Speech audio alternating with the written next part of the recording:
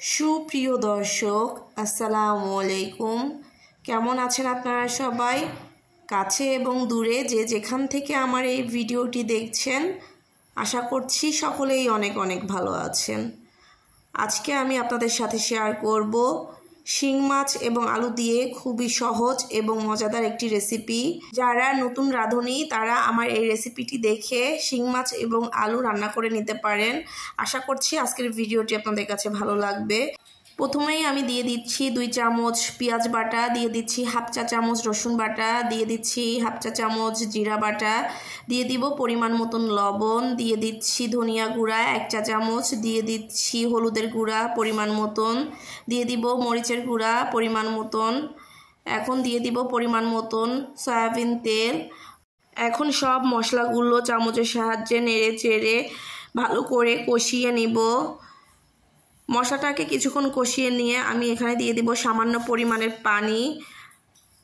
পানিটা দিয়ে আমি মশলাটাকে আরও কিছুক্ষণ কষিয়ে নিব। এর মধ্যে আমি দিয়ে দিচ্ছি মাছ। শিং মাছ আগে থেকে আমি কেটে ধুয়ে পরিষ্কার করে নিয়েছি, আর শিং মাছগুলোকে আমি আমার পছন্দ মতন করে ছোট ছোট পিস করে নিয়েছি। এখন মাছটাকে মশলার সাথে কিছুক্ষণ খুব ভালো করে কষিয়ে নিব। যেহেতু আমি এই মাছটা ভাজবো না, কাঁচাই রান্না করব, এর জন্য এটাকে খুব ভালো করে একটু সময় নিয়ে কষিয়ে নিব।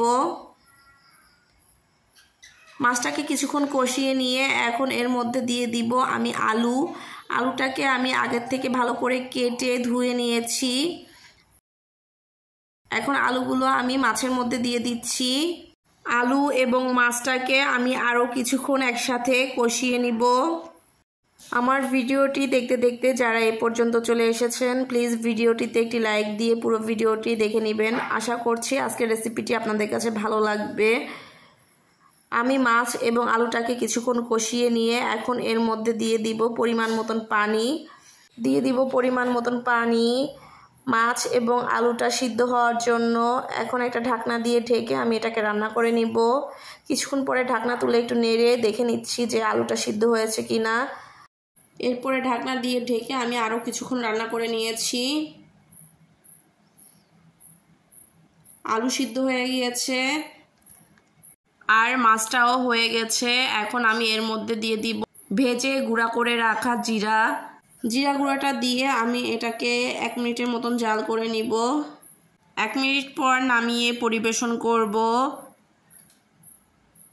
দেখুন দেখতে কতটা লোভনীয় হয়েছে, খেতেও কিন্তু দারুণ। আপনারা অবশ্যই একদিন বাসায় এভাবে রান্না করে খেয়ে দেখবেন। আশা করছি আপনাদের কাছে ভালো লাগবে। আজকে এখানেই বিদায় নিচ্ছি। আল্লাহ হাফেজ।